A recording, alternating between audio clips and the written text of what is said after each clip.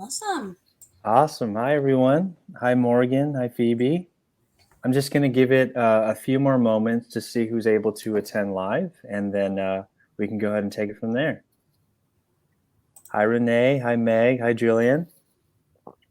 Okay, I'll give it about 30 seconds or so, and then I'll give a brief introduction and then pass it off. Hope everyone's week is going well. We got Wednesdays, so we're about midweek. Okay. So welcome everyone to our Dubsado Certified Specialist exclusive webinar. So we already know that we're dealing with very, very high fidelity Dubsado clients, if you will, and we're really grateful for your time. I'm very, very excited to introduce Sarah Jane Guerra. She is founder of Squish Social. She is a digital marketer and she specializes in Facebook, Instagram ads, among other things. So first and foremost, I just wanted to say thank you for donating your time. I know this area of business is a tough thing to navigate for a lot of business owners. So I'm hoping that people can seek a few gems and take as much of this with them as possible. So I'll go ahead and pass the reins off to Sarah Jane and let her do her thing. Hi, beautiful people. Thank you so much for having me, Joey. It's really a pleasure to be here. So, friends, my name is Sarah Jane Guerra. I go by Sarah Jane, not Sarah, not Jane. So if you do call me Sarah, I will correct you. But I'm really excited to kind of get into a little bit about Facebook ads with you currently and right now. And so the way this is kind of going to go is I generally know that people find the most value in Q&A. So here's what we'll do. I'm going to do my darndest to bang out the content as soon as possible. And if and when you do have questions, please feel free to either drop it in the chat because I will see them as I'm talking and will most likely answer them as I go along. But in the event that I don't answer them, there's always the end where I've scheduled time for a Q&A so I can kind of scroll up and see your questions as they come. So if you have a question, do not feel shy. 100% just drop it in the chat and I'll see it as they go along. But with that being said, let's just get into it. And I really cannot wait to share with you a little bit into my world of Facebook ads.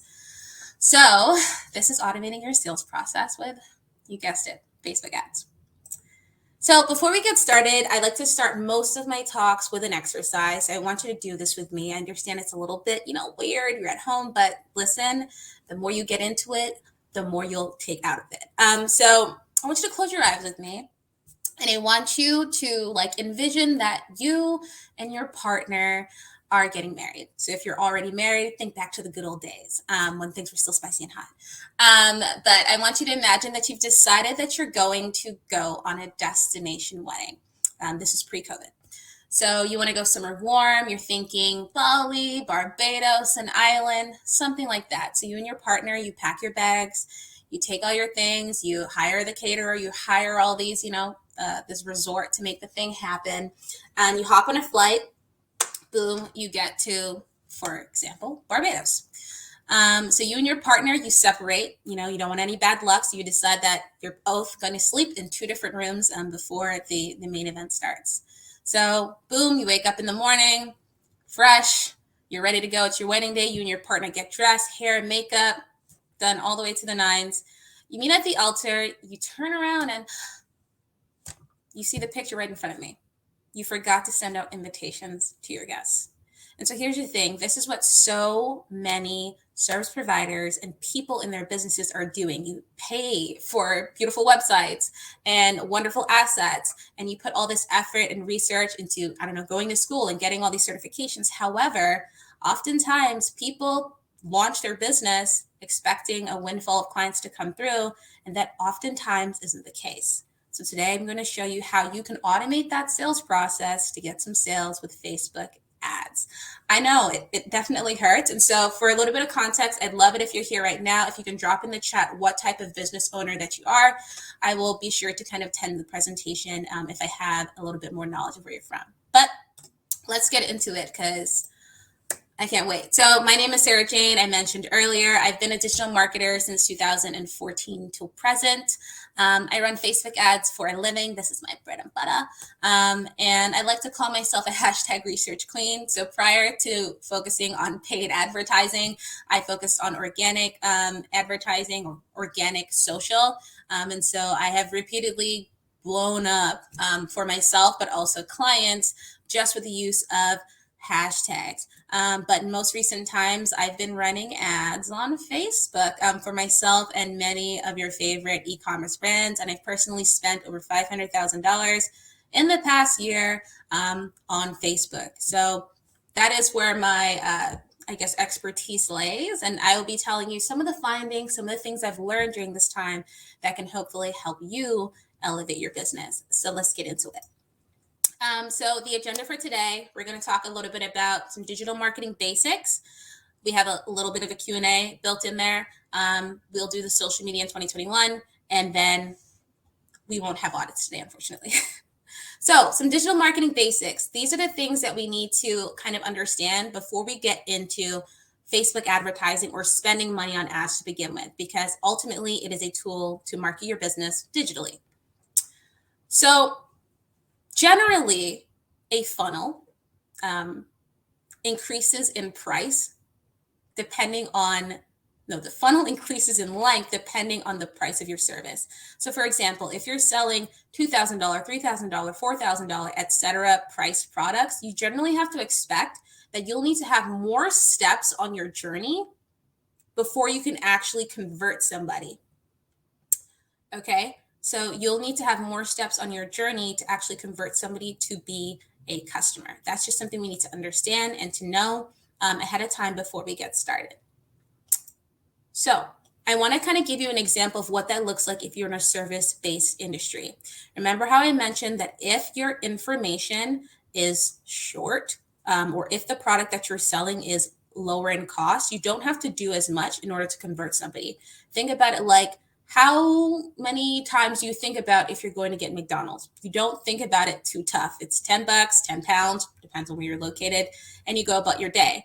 But if you think about, I don't know, other places, and I'm going to quote a bunch of places that you probably don't know in Toronto, Louie, places like that, you're probably going to have to consider if you're going to go there or not because it's more costly. And that's the same thing when it comes to online advertising. But oftentimes, contrary to popular belief, the simplest way is the best way. And that's what you call a minimum viable funnel. This essentially means that when it comes to building your funnel, or advertising, you want to start with the simplest possible solution first.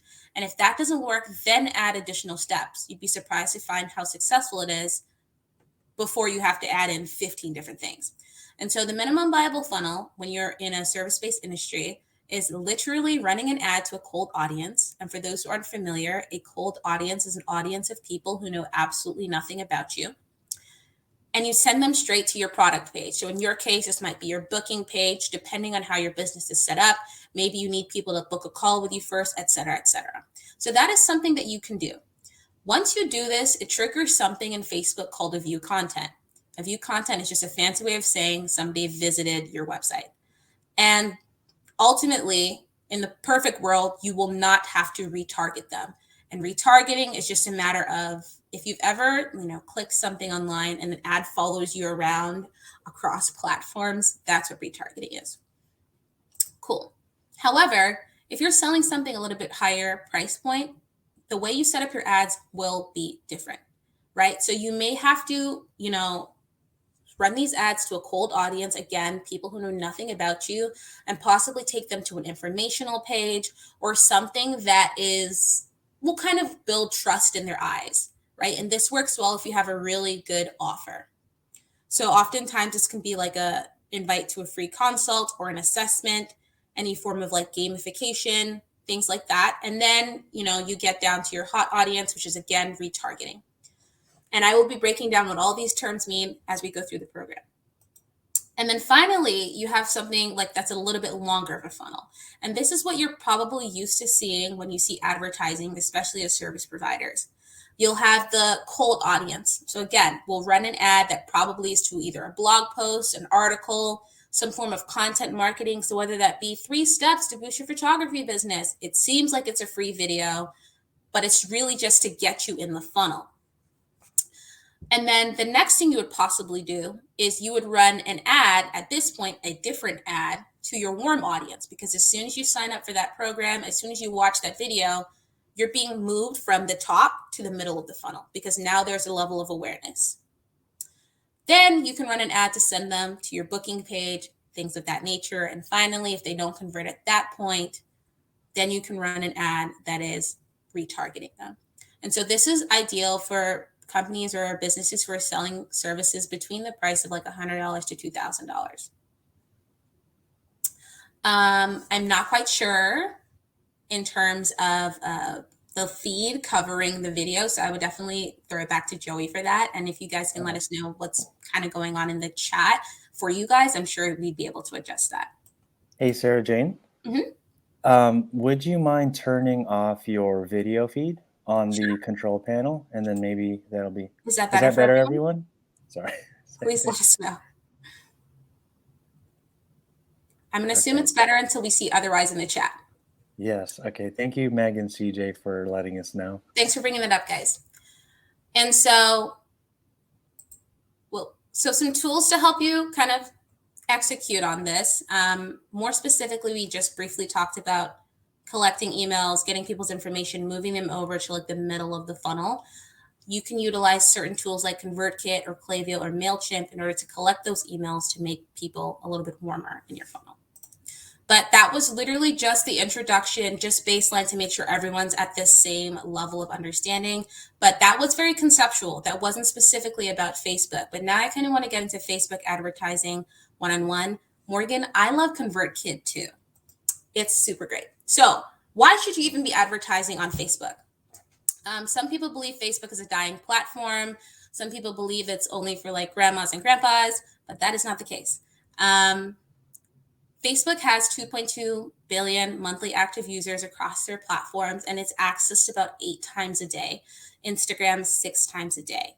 And so when you bring that out and when you look at that, you have to start asking yourself, okay, well, if this is where people are, why don't I just go where they are instead of looking for them elsewhere? If I spend majority of my time on Facebook and Instagram as a business owner, it would make a business-wise decision, and it makes sense for you to be there as well.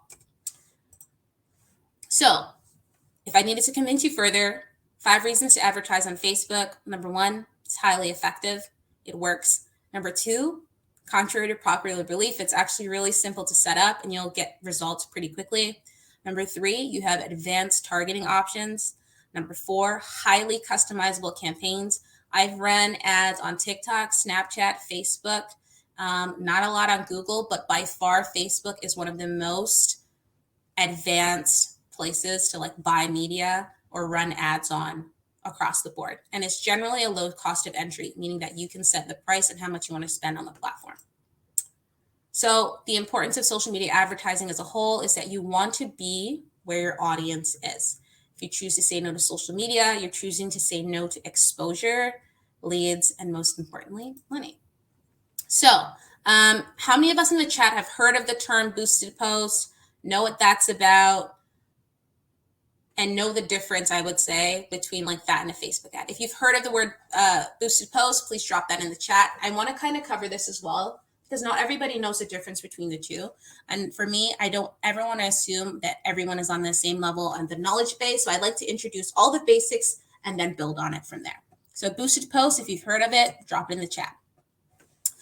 So a boosted post is the most basic form of advertising. This might look like the little promote button that you see on your Instagram page. This might look like, hey, you know, your post is getting a lot of traction. Put $7 behind it and we can like advertise it. Maybe some of you have clicked that before.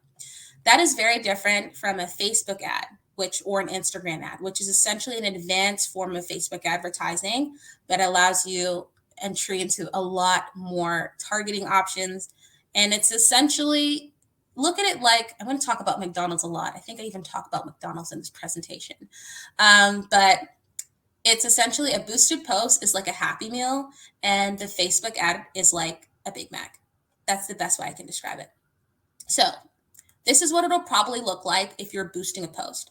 It'll look like pressing that little boost post button if you're on Facebook, or more commonly, if you're on Instagram, that little promote button, get more profile and website visits, etc. That is what that looks like. And just know that if and when you do run ads this way, you're limiting yourself, because there's a lot more you can get from it if you foray into the Facebook ad manager. And so Facebook ads, like the ones that I'm going to be talking to you about today, actually show up in your feed. This also goes for Instagram ads as well. But if you've been on the computer and you use Facebook, it shows up kind of in this way that it says sponsored somewhere. Oftentimes it can show up on the right-hand side. And if you're on Instagram, anything that you see is essentially an ad. The McDonald's analogy is essentially a Happy Meal is like very small, right? You only get like 4 nuggets, you get like 1 hamburger and like a mini fries. But a Big Mac is one of McDonald's biggest burgers, and you get a medium-sized fry and you get like a medium-sized drink. So boosting a post is akin to a Happy Meal, which means that you don't get the full experience, but a Big Mac, you get the full McDonald's experience. I hope that makes sense, Meg. So when you want to run a Facebook ad, aka the Big Mac experience, you have to do this from the Facebook ad manager. And I should have prefaced this earlier, but I'll enforce it kind of now. When I say Facebook ad, I am also including Instagram in that statement. If you're unfamiliar, Facebook owns Instagram and WhatsApp and a myriad of other social platforms. So if you want to run ads on any of Facebook's owned, or in this case, Meta's owned platforms, it will have to be through the Facebook ad manager. So if you want to run ads specifically on Instagram, guess what? You're going to have to run it on the Facebook ad manager. That's just a little bit of a preface there. So in order to access the Facebook ad manager, you would essentially kind of log into your own personal Facebook account, hit that button, and what you'll find is something that looks generally like this. And oftentimes it can look very much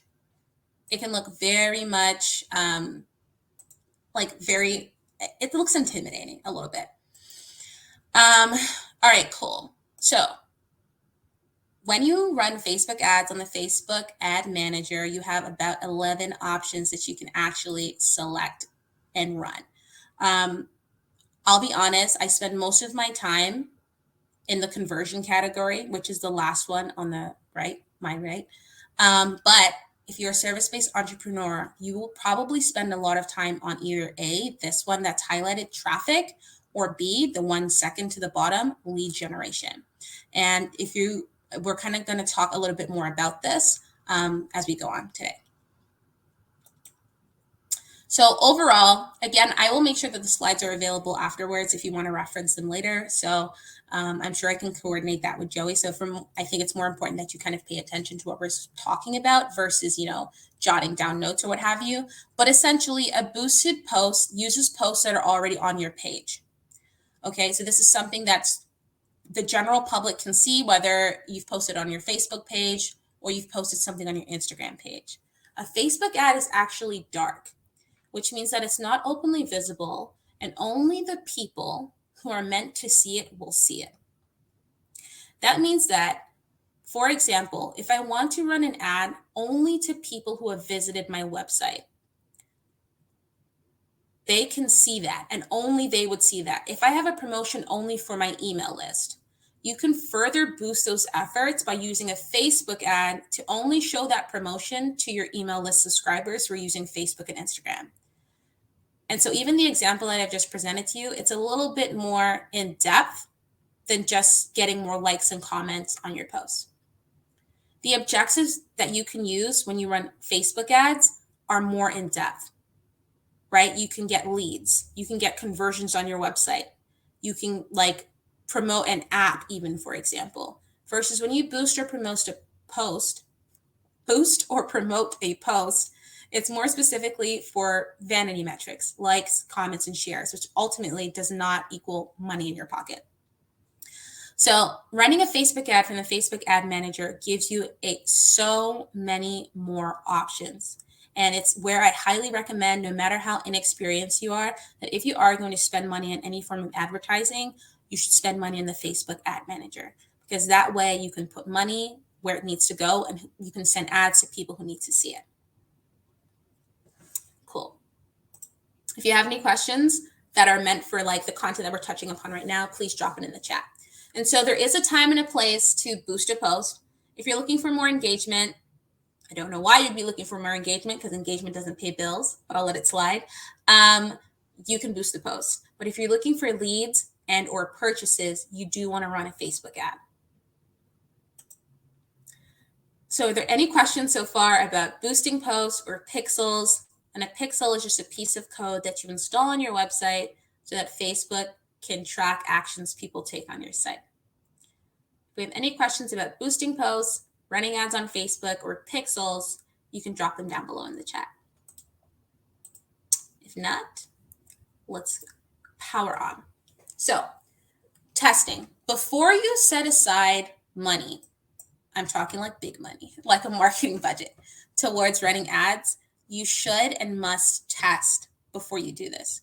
This is a great way for you to save money and also not lose a lot of money when you're just starting out and you don't necessarily have insights. And not enough people talk about this. I think a lot of the time when we talk about Facebook advertising content, it's very much focused on like, you can make magic happen with $5. And that's great. But oftentimes people aren't showing you the full picture, that they didn't just throw it, for a whim and convert. It's due to testing that they're able to have those results, spending only $5. So Phoebe has a question about how long we should have a pixel on your website before you run ads. And you know how they say like the best time to, say, for example, plant a tree was 100 years ago, but the next best time is now. That's the same thing for pixels. Maybe I should stop using analogies. But what I'm trying to say is as early as possible and as soon as possible, you should put a pixel on your website. You don't need them to season, is what people call them. You don't need to have it on your site for 10 years before you can run an ad. The next best time is now. So install it. You don't need to wait 3 months. You don't need to wait a month. As soon as you install it, you can kind of go from there. Okay, so you just understand that you do not have to wait a specific period of time for ads to be effective when it comes to installing a pixel, but it should always be done as soon as possible, even if you don't have an offer on your website, even if your website isn't like fully done. Install the Facebook pixel. It takes 2 seconds, but it'll help you in the future. So the most important step before building out a funnel, before fully, pouring money into Facebook, is to test. And so we test things so that we do not get things wrong. And it's important for us to kind of cover this because, again, a lot of people just don't talk about it, right? And so you want to make sure that if you are going to put a couple $100s before Facebook advertising, you kind of know that you're going to get something back from it. Because I've heard, and I'm sure you've heard as well, people have spent thousands and thousands of dollars on Facebook and have made not 1 cent back, right? And so that is very common. That does happen. And so it happens when folks don't necessarily have the direction that they're looking for in order to make this happen. So I would say you should allocate a couple $100s to do this, right? Because what that means is you might throw, quote unquote, these $500 down the drain. However, what that means is you walk away with insights and you walk away, in most cases, with a winning audience that you can put the rest of your budget behind. So I'm going to go over a simple concept of personas, which is essentially whenever you are selling something, you're selling them to multiple people. Right? You have different customer segments. And I'm so happy we have some photographers in the room today because I actually have an example, including a photographer. So we all have a target audience when it comes to our business or in our company, right? If, for example, you're a wedding photographer, your target audience is brides. However, there are many different types of brides. There are subsets of brides, right? And so I tend to test 3 things at a time so that we can find the winning persona or audience and kind of go from there. So in terms of brides, or maybe the first time bride, This might be someone who's getting married for the very, very first time, and they have the budget to back that up as well.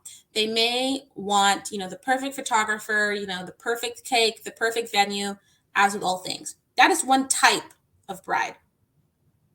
You may also have the career bride who's getting married, but honestly, she doesn't want any of the pomp and circumstance. She's probably very much, in this case, not interested. She's just like, you know what? I just want to show up. I kind of just want to get this done.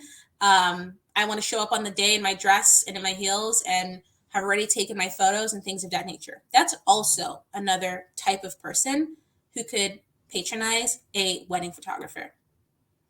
And finally, you might have the second time bride, right? This might be a bride who's already done the whole spend $100,000 on the wedding, splash cash. And she's like, I want this time around to be a little bit, smaller, more intimate, less overbearing.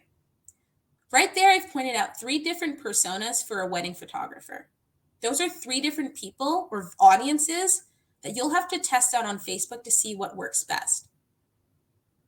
You don't just kind of go in with, I'm targeting brides, because you can really go very much deep on Facebook. You'd be surprised the number of things that you can target by. It's actually kind of scary.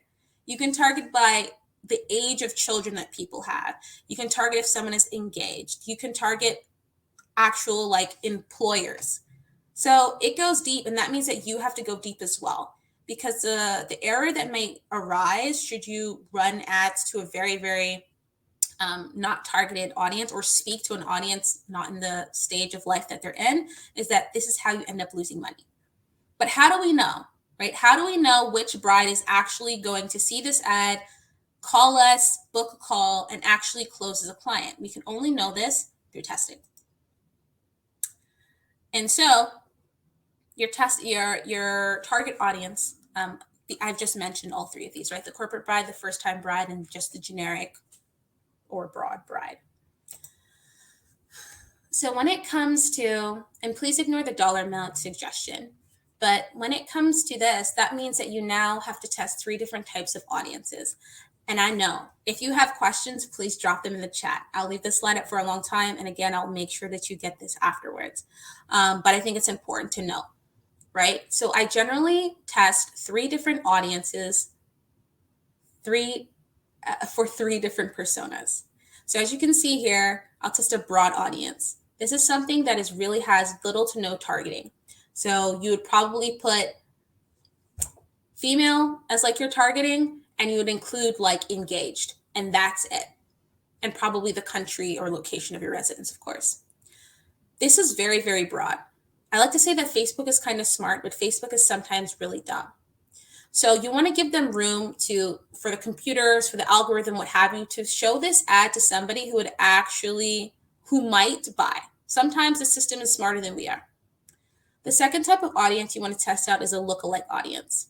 So Phoebe asked a question about having a pixel on your website. Generally, you build a lookalike audience off of a seed audience. And when I say seed audience, that just means an audience that you give to Facebook. This is an audience that you own. You give it to Facebook and say, hey, this is all the data and information I have. Can you make something or find people who are similar to the folks on this list?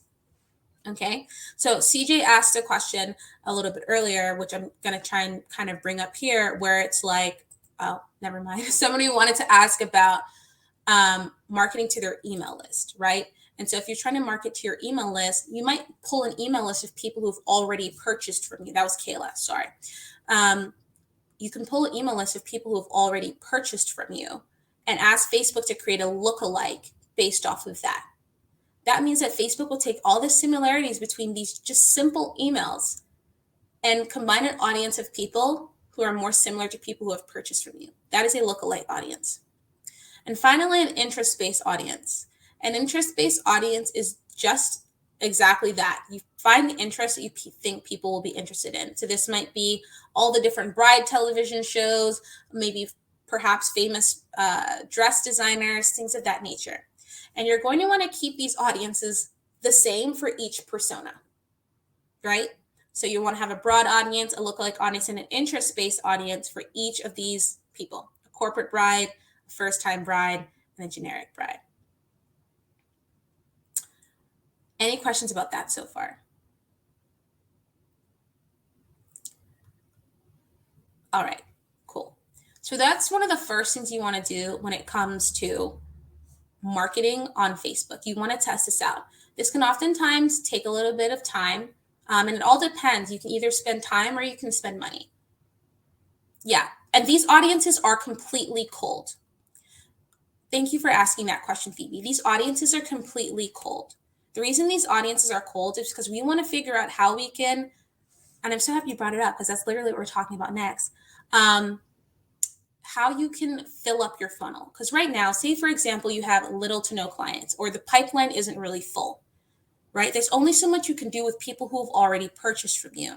The goal is to use Facebook as a driver for brand new customers to come through your door. That's where we start talking about kind of automation, right? That's where we start talking about, okay, well, I don't have to worry about clients because you can wake up in the morning and know that, hey, if I've spent my money on Facebook, I can expect to wake up to 5 leads tomorrow morning. And then it's all about how you work to kind of deal with the leads. So really quickly, the levels of awareness, right? There's something called the top of the funnel, the middle of the funnel, and the bottom of the funnel. This is where you like to call people problem aware, solution aware, and product aware, or awareness, consideration, and product aware. Top of the funnel means cold, middle of the funnel means warm, and bottom of the funnel means hot.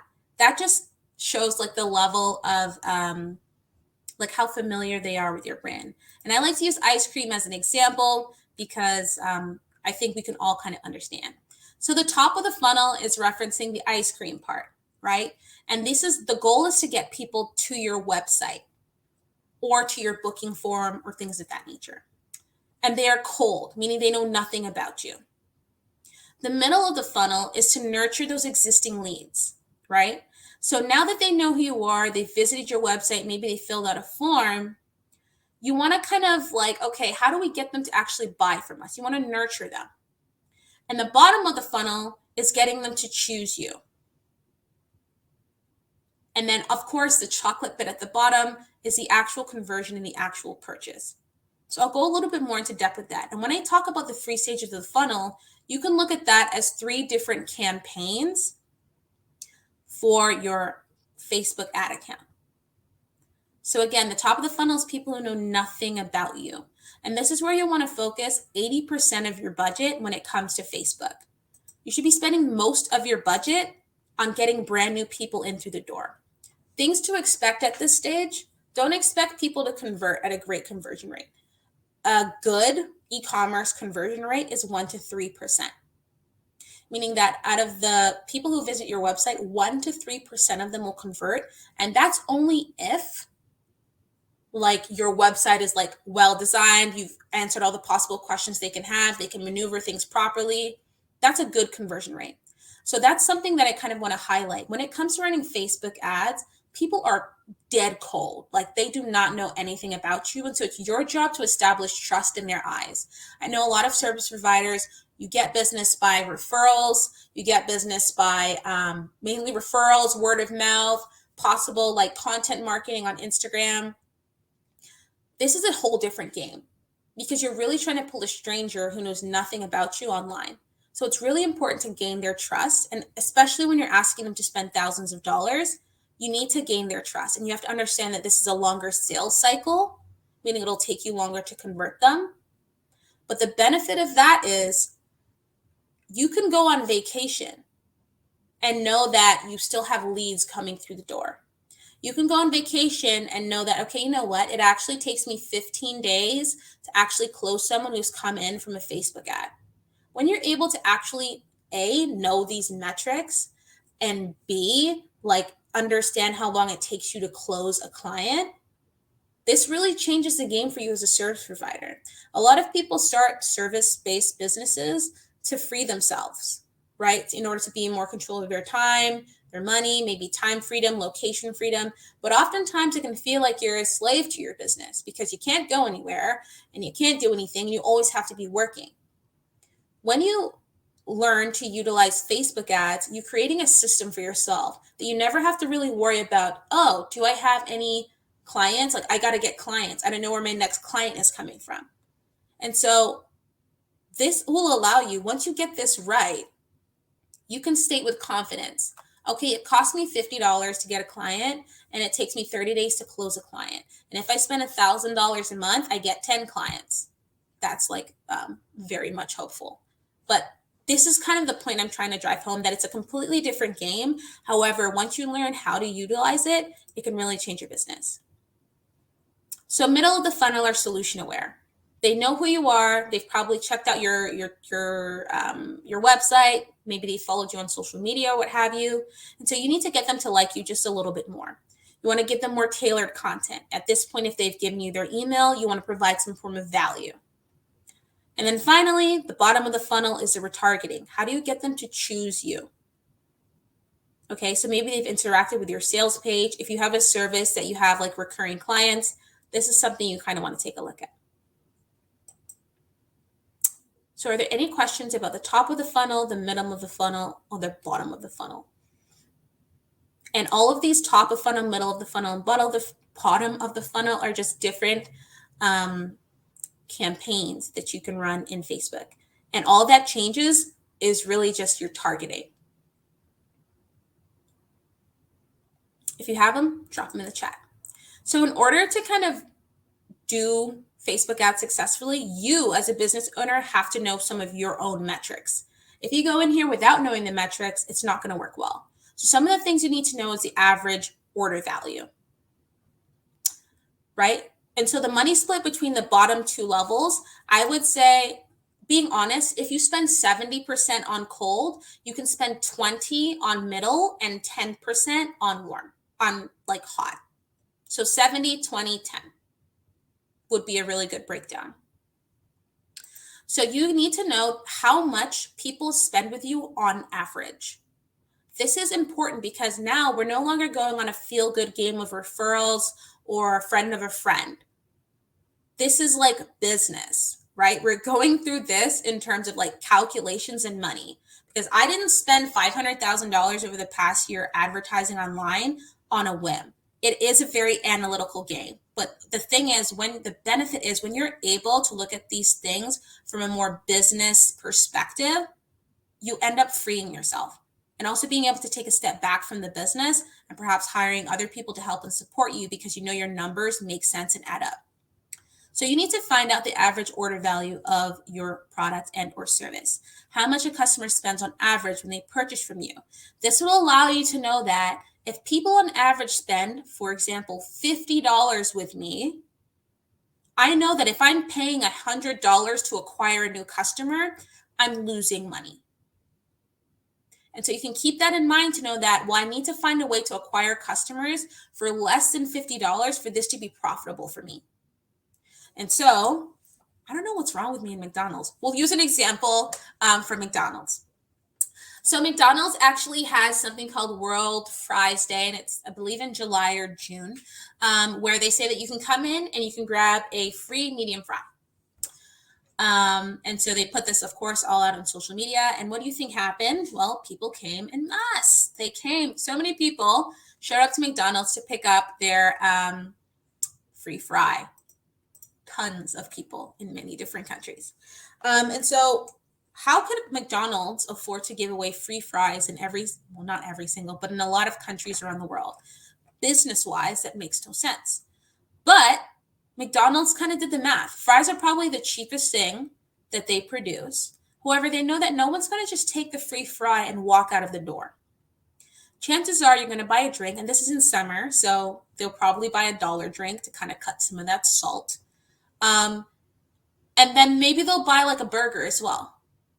So a person would probably walk out of the door of McDonald's spending a couple of dollars on other things to accompany the fries. And so this is kind of the power of understanding your average order value. They know that on average, what people would spend by getting through the door would actually be profitable for them no matter what. They spent a ton of money up front, quote unquote, to give people free fries, and that got tons of people through the door. And then they were able, once they were in through the door, they were able to sell them on upsells and other small things to actually turn them into customers. And that's the same type of thing that you want to do as well. Another thing you need to know before you even get into it is the lifetime value of your customer. And this is how much your customer spends with you over the course of their relationship with you. So this is very different than an average order value. This is about looking at things from a very different standpoint. Okay. So I'll use an example. I had to do a lot of research for this. So this is balayage. Now balayage is just a technique used in hair, and it gives you this effect. And so when I looked it up, a balayage is not cheap. It costs a lot of money. And you need to maintain this every 8 to 12 weeks. Every 8 to 12 weeks, you need to be in the salon. I think to get it done for the first time is like, I think $400. And then for touch-ups, it's like $200. And that all really depends on like the state that your hair is in. Okay. And so what that means is for a hairstylist, if they get a client, brand new client, say from Facebook, and they sold them a $400 service one time, over the next perhaps year, and they can know that, okay, generally my clients stay around for about a year. And if they come in every 12 weeks, that's $200 every 12 weeks plus the initial. The value of that customer to them is more than what they initially expected. It's more than just the initial, service. So I did some math here because I wasn't going to be able to do it in my head. So essentially, if a balayage update costs $250 and they come 5 times a year, that means that they spend $1,250 per year. And if on average their clients stay with them for 2 years, that ultimately has them spending $2,500 on them in total. And so again, this gives you some knowledge and information. It lets you know that, you know what, I can afford to spend more than $100 to acquire a customer. Maybe you might even spend more than the $250 for the initial service, with knowledge of the fact that they stay with you for longer. So these are things you kind of have to take in mind before you start running ads on this platform, because in order to automate things, you need to know your metrics and you need to know your numbers. Because once you spend money in the Facebook ad manager, it can be really alarming to see, holy crap, I spent $250 and only had XYZ people close. It can almost feel like a waste of time. However, once you know these metrics and these numbers for your own business, you're able to look at things a little bit more objectively and realistically. Any questions so far about the average order value or the lifetime value of your customer? Please do not feel shy. You can drop them in the chat. Some other metrics you need to know when running Facebook ads is the cost per action. So this is the cost per each action that somebody takes on your website. So this might be the cost of you getting a converted lead. This might be the cost, well, I talk about that in the next slide, the cost per lead. This is how much it costs you to acquire a lead. So you might run an ad and 10 people might click it, but you might only get one person to fully fill out and submit the form. That would be the cost per lead. The cost it took for 10 people to actually go to your website, and finally for one of them to close. These are some of the values that you can find out with Facebook that, again, will allow you to make accurate predictions in your company. Instead of holding on to a prayer about, I want to hit 6 figures in my business, you can actually hold on to the prayer as well as the numbers to make accurate predictions in your business. And so last but not least, I kind of want to talk about lead generation funnels. And so we've spoken about the minimum viable funnel, which is essentially the simplest possible way that you can get leads in your business. Okay, so the simplest possible way. A lot of people would think, I need a landing page, right? I need to hire somebody. I need a ClickFunnels. I need a Thinkific. I need a landing page. Don't let them lie to you. You don't have to have or hire a web designer to start getting leads on Facebook today, right now.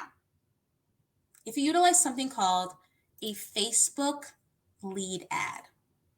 So I don't know, put a 1 in the chat if you've ever seen something like this before, where you've gotten an ad and they say sign up or something of that nature. And when you click it, it doesn't take you to a different website. It doesn't take you to a landing page. It only takes you to a form. So some people are familiar with this, right? So a Facebook lead ad is an ad type that'll allow you to put in your qualifying questions in a form and have someone be able to fill that out without leaving the platform. So most of the time people come on Facebook, Instagram to look at pictures of their cats, dogs, nieces, jokes, vibes, nothing serious. So sometimes you're in a relaxed mind space. You don't want to go fill out this long landing page. Oh, I'm seeing more courses that they're trying to sell me, etc. It's kind of annoying. So a lead ad will allow you to ask your qualifying questions in app, meaning I'm scrolling on Instagram and I'm able to answer the questions that you may possibly have, press submit, and continue scrolling on the platform. It is incredibly, it is one of, I would say, one of the most powerful forms of lead generation for people who don't have a ton of resources at their disposal right now. This is what it ends up looking like, right? So you can put, and I've done this for companies as well, where, for example, I worked with a solar company where they needed people to they needed some information from the client to see if they would be able to qualify. So they asked for their name and their zip code and things of that nature. And once that person presses submit, you can set things up with integrations in a way that will allow them to continue scrolling, but for you to get an email and or a text message when you get a lead. And that's incredible, because what that allows you to do is you can pick up the phone and call that individual as soon as they have submitted their form and get to work, right? It's really important, of course, that your follow-up process is on point, because a lot of the time people fill these things out and then they just go about their day. And so you don't want to call them a week later, hey, you filled out my form. They probably won't remember. So it's important to be quick with this. But the tools that you can utilize to do this are, go figure, Dubsado, but you can also use things like Zapier. And Zapier is just a freemium tool that you can use to connect your Facebook ads to make sure that when someone submits that information, they get added to your email list legally, because they've given you that information, because you put in a disclaimer and terms and conditions, so you're not spamming people who haven't given you their information. But you can add them to your email list. You can get their phone number. You can get essentially all their information, and they don't even have to do too much to get it. And so if you're looking for a very easy tutorial, a very 33-minute length training on how you can do this, including targeting options, I have a training for it. And it's literally 35 minutes. I'm not really one to kind of waffle or waste time. It's showing you how to do this. It's not a PowerPoint. It is an active thing where I'm in the Facebook ad manager and I'm setting these things up for you. So if you're interested, I will drop the link in the chat at the end of this talk and you can take a look at it. And I even think I have a Dubsado discount. And so ultimately, the secret to Facebook ad success is to think and act like your customer first and a business owner second. I really want to kind of highlight that, because when I start looking at things like, the wedding and the brides and things of that nature, you really have to start thinking, especially when it comes to targeting, of what are they looking for on Facebook? What are they interested in on Instagram? What type of TV shows do they watch? What do they eat for breakfast? What type of music do they listen to? All these types of things are things that need to be in your mind so that you're able to put out an ad, you're able to write copy, and you're able to put creative out that responds to them. And so that is it. That is automating your sales with Facebook ads. And I hope you guys have been able to take some pretty valuable lessons from this. Shout out to Morgan. I'm glad that you feel the information is powerful.